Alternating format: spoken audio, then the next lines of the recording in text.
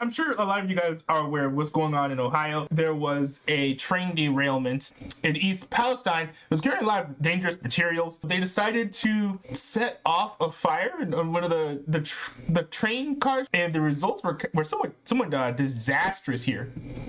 The news has kind of been covering this. It's been a top story. The mainstream media has been said to be ignoring it. I am seeing it get picked up here now. It's been 12 days since the fiery derailment of a train carrying hazardous chemicals through East Palestine, Ohio, and the plan burned to prevent a potentially catastrophic explosion. Residents worry about what's still in the air, soil, and water of their rural community.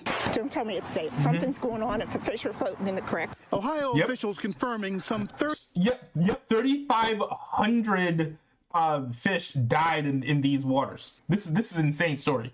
3,500 fish died in local waters in the days after the derailment, but insist extensive testing shows there's no threat to other wildlife or humans. They say. Now, I don't understand how that's true. How can there be no threat to life or humans if it has killed fish? And there are reports also of other animals dying, and I'm going to get to those later. There's only anecdotal evidence of residents getting sick and no confirmed connection to the hazardous chemicals aboard the train. I definitely have a right to know what was on that train. Still, for the first time, state officials suggested residents returning to the evacuation zone use bottled water, especially if they have a private well, while testing continues. The governor was asked if he would return home if he lived near the crash site. I think that I would be drinking the bottled water. I would be alert and concerned, but I would probably be back in my house. An answer leaving some residents with mixed emotions. I feel about 80% safe. Ben Ratner and his family live half a mile from the crash site. Their kids are back in school after being out for a week. It sounds like you're still worried. I think more so worried for the long term. Residents have filed multiple class action lawsuits seeking damages from the rail operator Norfolk Southern, including free health monitoring and screening. The company says it has already paid residents more than $1 million in assistance, and that it's committed to cleaning up any contamination. All right, we'll keep it up. In addition to that, the U.S. government's also going to be giving $25,000 to the state to help with this. So, very nice. There's some pandemonium at the town hall. People who lived in this area were able to stop by, talk about what's happening, and get answers. At least that was the plan.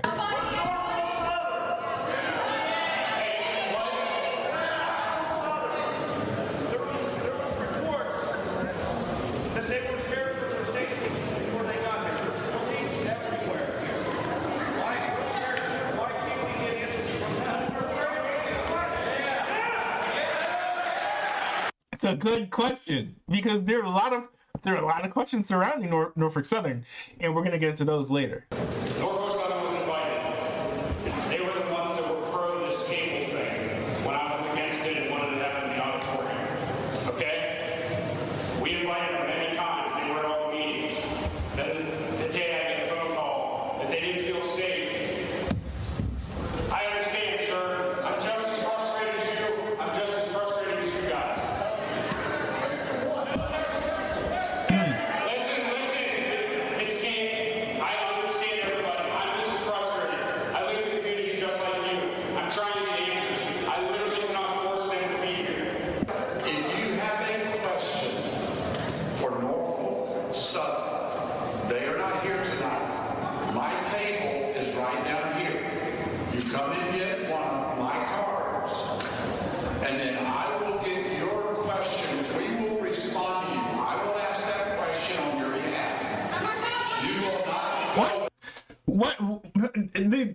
I feel like it would be a lot better if they just went and spoke to them directly. But I mean, if the company's gonna be scared, then you can't really, like the mayor said, you can't really make them, stop by and answer the questions directly. But if I was, one of these, grown-ups over there in Ohio, I would not be thrilled about, having to hear a secondhand report of the answer that the train company gives if they decide to provide it. Unfortunately, that's all that he can do. This morning, mounting frustration and new legal action as people living near that toxic train derailment site in Ohio. They're doing legal action? I mean, they should be, because, somebody should be held responsible for what happened here. Voice concern about their health. How should us kids feel safe with the smell rushing? My grandson, who's 11, has multiple rashes on his extremities.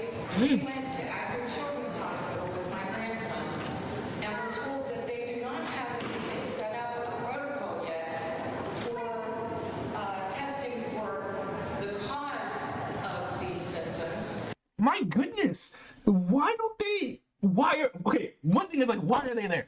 Like, it's very clearly unsafe to still be there. If you go back to the area where they say that it's safe, and then you get rashes, all your animals are dead, and the air is stinging your nose and eyes and throat and lungs, it doesn't matter if they say that it's safe. I would leave, and I hope that, if I'm gonna be honest, I think that so something has to happen. They have to have some sort of program where they can stay, for a considerable amount of time somewhere else until East Palestine is safe. But at least East Palestine is not safe, and other spots in Ohio could be affected in the future as well, and we'll get to that in a bit. It's been nearly 2 weeks since a Norfolk Southern train carrying an estimated 1 million pounds of vinyl chloride, a chemical used to make plastic, derailed, causing a fire that burned for days, prompting officials to carry out a controlled explosion. 5,000 East Palestine, Ohio residents were evacuated. They were allowed back last week, but many say they don't feel safe, fearing the soil and water has been contaminated. Some reporting sore throats. Look at this fish, man. Does that look safe to you? Burning eyes, vomiting, and other symptoms, while local officials report thousands of fish have died in local waterways. Norfolk's. What about that sounds safe? Is there anything to that sounds safe? Oh yeah, the people came back and they started throwing up, and it's safe. What? That's just, there's no way that that's true. Southern decided not to participate in a community meeting yesterday, citing security concerns, saying, "We know that many are rightfully angry and frustrated right now. We have become increasingly concerned about the growing physical threat to our employees." State officials confirm new tests show the municipal water is safe, but many residents expressing doubt. ABC's Alex Perche spoke to Ohio Governor Mike DeWine. You have residents that say they can smell something in the air, and because of that, it's hard for them to believe what's on the gas monitors. What would you say to them? The only thing we can do is simply tell them what the scientists tell us, and that is that the smell can linger and be there long after when there's no discernible problem with the air. Do the scientists have anything to say at all about the rashes, about the vomiting, about the irritation to the eyes, nose, throat, and lungs? Feels like maybe something that would encompass their expertise, perhaps, potentially. Norfolk Southern is now facing a class action lawsuit claiming the train derailment released chemical weapons into the community. The company has not commented on the lawsuit. Also, that audio was horrible. I don't know what they did there. CCTV did also interview some folks who lived in the area as well.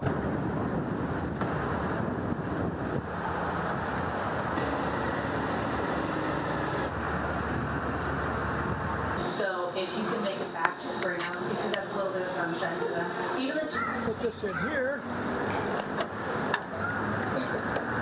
It's been horrible, I'll tell you that. It just, everybody's confused, it's mixed up. It's just a big shock to the town and all the residents. People are, extremely upset. We're home for maybe 3.5 days after they lifted the evacuation order, and we had to leave again. So. Wait, why do they? Oh, I see. I was wondering why they would leave, but I guess if it was making them sick, yeah, you gotta leave, man. My 2-year-old is taking it a lot harder. She has said several times that she wants to go home, but unfortunately we cannot until we know it's safe. I was away from the house for 10 days. A friend of mine was good enough to take me and my dog in, and so I stayed with her from the initial wreck was like right around 9 o'clock, and by 9:45, I had the sheriff or the police department knocking at my door. My house is 2 blocks from the site. Wow.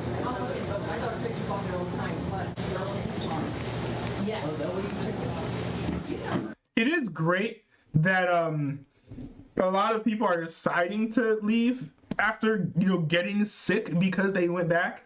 I would not, trusting the government in this case is just a very, very bad idea.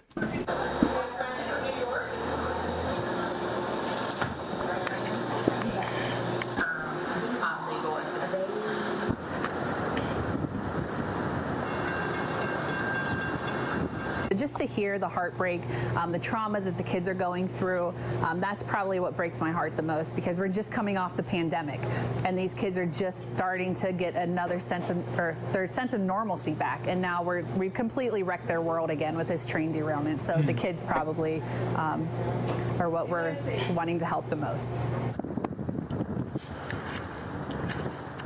Man, this is just a terrible situation. There's been an expert, Sil Sagiano, I believe is how you say it. He's a former battalion chief, and he is like an expert in, these types of situations. He kind of understands like the danger level of everything. And when speaking to him, he had some very interesting comments about the situation. Joining us now is Sil Sagiano, a former battalion. I said it wrong. Sil Sagiano. I'm sorry, my dude. Chief with the Youngstown Fire Department, who is also a hazardous materials specialist. So how are you reading this? Just how serious is this? Well, anytime you have the potential of a containment failure, it's serious. The cars that these vinyl chlorides are carried in are what's called a DOT 111. They're an unpressurized vehicle. Anything that's in there is carried at ambient pressure. Now, as heat is impinged upon this stuff, there are pop-off valves that'll help blow off some of the pressure that's caused by the product heating up inside of it. At some point, you reach a breakover point where the pop-off valve will not sufficiently release enough pressure, and you start heating the inside of the tanker and the product that's in the tanker. Eventually, it reaches a boiling point, and you have what's called a BLEVE, which is a boiling liquid expanding vapor explosion, and that'll rip the tank apart, and that'll cause the shrapnel to fly in all directions. The problem that you have with that is, if that tanker happens to be in the middle of a lot of other vinyl chloride tankers, that could rupture those tankers and cause, kind of a domino effect of all the other tankers. When that stuff releases, the vinyl chloride will release, it'll catch fire, and as it burns, it's going to give off, the hydrogen chlorides and the phosgenes. So I have a question. We kind of talked a little bit about this earlier. Do you believe the 1 mile zone, do you think that's enough room if something were to happen? I'm not exactly sure of the topography of the place, but if the topography is not ideal, I would go to 1.5 miles, just to be sure. I've seen pictures of tanker cars that have BLEVE'd and they've pitched parts 1.5 miles away. Wow. So, you were talking about some of these other gases too and how dangerous they can be. Talk about that a little bit. If it does blow, there'll be gases in the air, correct? Yeah, you'll have some gases. As the vinyl chloride starts to burn, it'll burn off into either the hydrogen chloride or the phosgene. The phosgene is the worst of the bunch. It actually was a nerve gas, a CG agent used during World War I to kill, soldiers in the foxholes. It's an asphyxiant. It gets into your lungs. You'll actually drown in your own fluids because it'll create an acid that your lungs trying to neutralize. The hydrogen chloride is just as bad too. It's going to get into your lungs and it's going to cause some problems. Norfolk Southern did release that there was also butyl acrylate as well as benzene residue.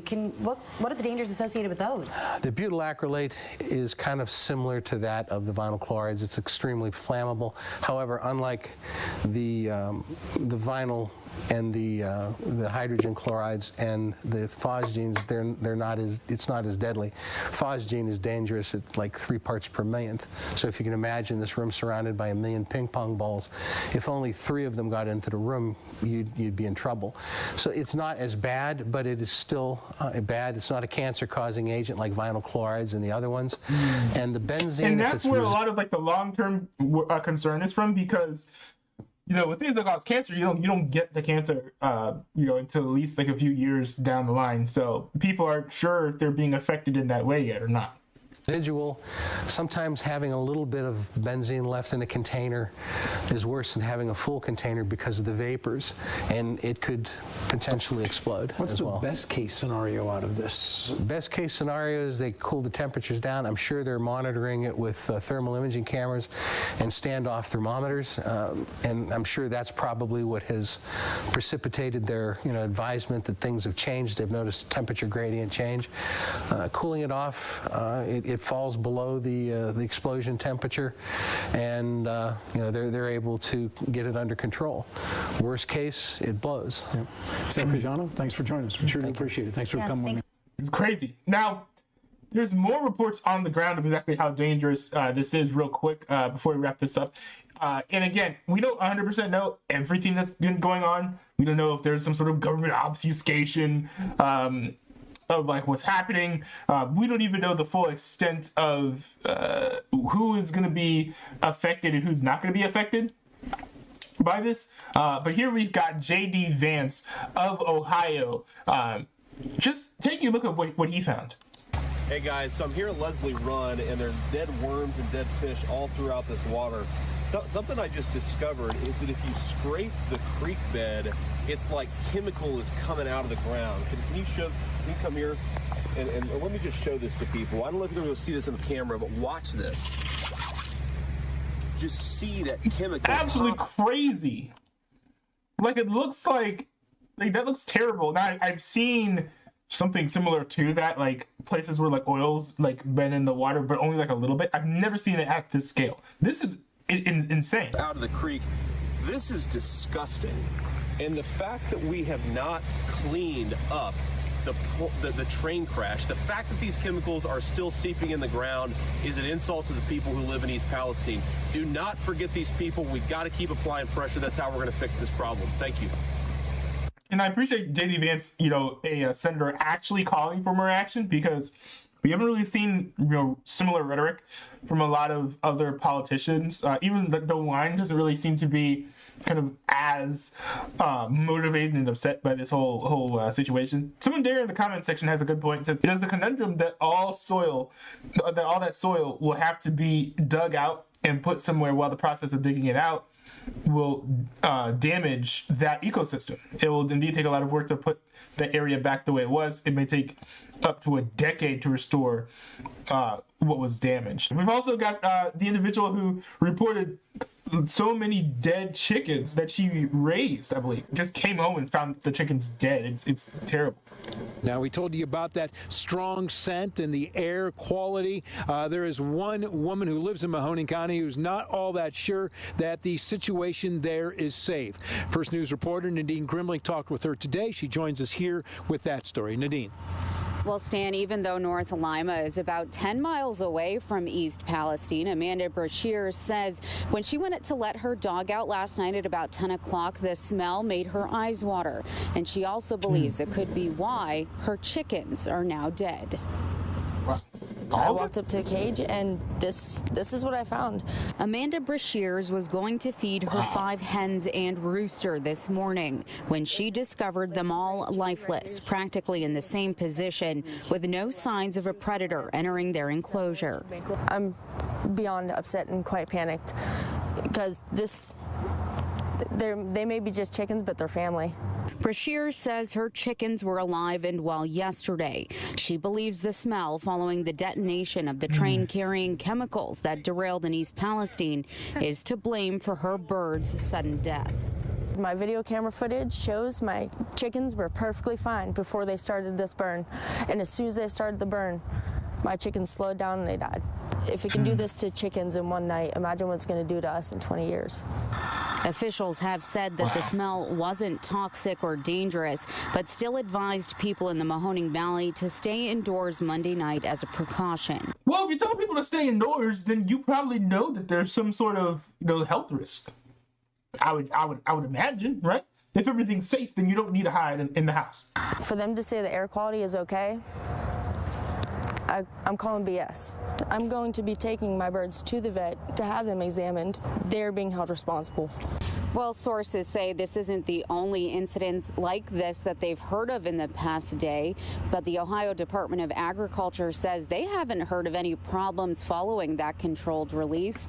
Still, they say if you have any concerns about your animals, bring those questions up to their veterinarian. Got a couple clips here that are, potential explanations for exactly what happened, what caused this issue, and kind of what brought us to this point. A major environmental disaster is unfolding in East Palestine, Ohio, after on February 3rd, a train carrying hazardous and carcinogenic chemicals derailed and exploded. The railroad, Norfolk Southern, later burned several train cars to avoid more explosions, and has since reopened the rails for service. These chemicals, among which were vinyl chloride, are now contaminating the water, soil, and air of this area. They've spilled into the Ohio River. At least 3,500 fish have already died. Ohio River, so that means that they've spilled. So that means that anyone who's drinking water out of the Ohio River is potentially affected. That's not good. Into the Ohio River. At least 3,500 fish have already died. Following the explosions, state officials ordered residents living within a mile of the disaster to evacuate immediately. Residents in other areas of Ohio surrounding the site and in Beaver County, Pennsylvania, were also told to evacuate. A week later, the EPA greenlit for these residents to return to their homes, despite not knowing what kind of health impacts this amount of chemical exposure will have on people. Residents have reported nausea, headaches, dizziness, and shortness of breath, and the long-term health impacts are unknown. We and our partners are asking Ohio Governor Mike DeWine to declare a state of emergency in this East Palestine disaster and make a formal request to President Biden for FEMA aid so residents affected by this explosion can get immediate help. I don't know if he'll do that, but we'll see. We'll see. And lastly, here's this clip of someone explaining kind of what was going on with the train company beforehand. To answer that question, we're going to look at Ohio. Okay, I don't know why the beginning is cut off. To answer that question, we're going to look at Ohio. And if you haven't heard about what's going on in Ohio, you're going to prove my point. Less than a week ago, a train carrying highly combustible materials crashed and all the chemicals spilled out.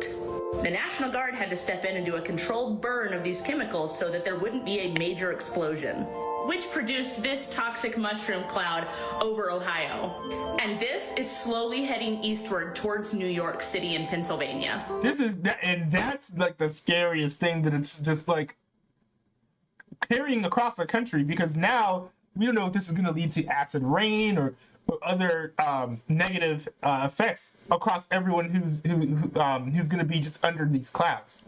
The city had to be evacuated, but they've told residents it's okay to go back into your homes, even though residents are reporting dead fish in the rivers and dead animals, dead livestock, all of that. Vinyl chloride, the stuff that was on the train, is a highly corrosive, highly combustible, and cancer-causing liquid that, when burned, create fumes that have the ability to be absorbed into the soil and local water supply. And the Ohio River is a giant water supply for 6 surrounding states. This is one of the biggest ecological disasters of our history. So why aren't we hearing about it? Buckle up.